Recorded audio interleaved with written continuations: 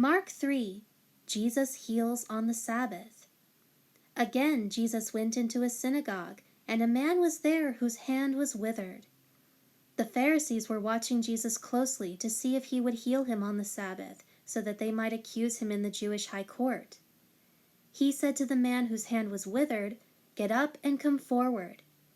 He asked them, "Is it lawful on the Sabbath to do good or to do evil, to save a life or to kill?" But they kept silent. After looking around at them with anger, grieved at the hardness and arrogance of their hearts, he told the man, "Hold out your hand." And he held it out, and his hand was completely restored.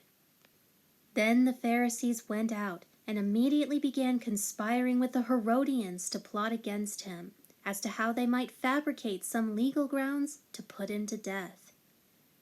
Jesus withdrew to the sea with his disciples, and a large crowd from Galilee followed him, and also people from Judea, and from Jerusalem, and from Idumea, and from the region beyond the Jordan, and around Tyre and Sidon. A vast number of people came to him, because they were hearing about all the things that he was doing. And he told his disciples to have a small boat stand ready for him because of the many people, so that they would not crowd him. For he had healed many, and as a result, all who had diseases pressed around him to touch him.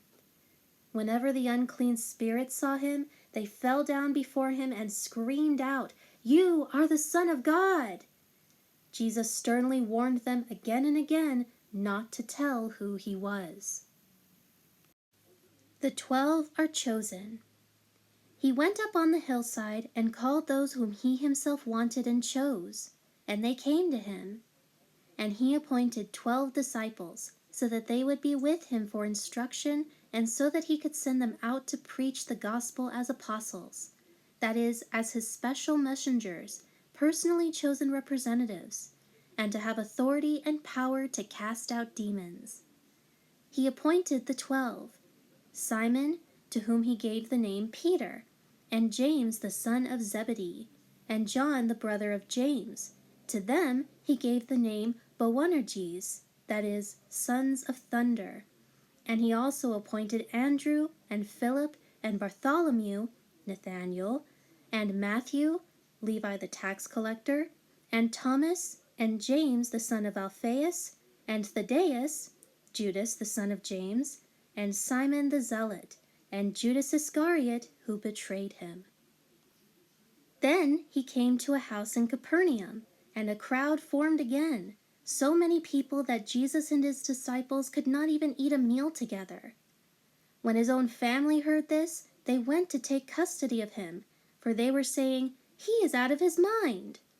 The scribes who came down from Jerusalem were saying, "He is possessed by Beelzebub," and "He is driving out the demons by the power of the ruler of the demons." So he called them to himself and spoke to them in parables. How can Satan drive out Satan?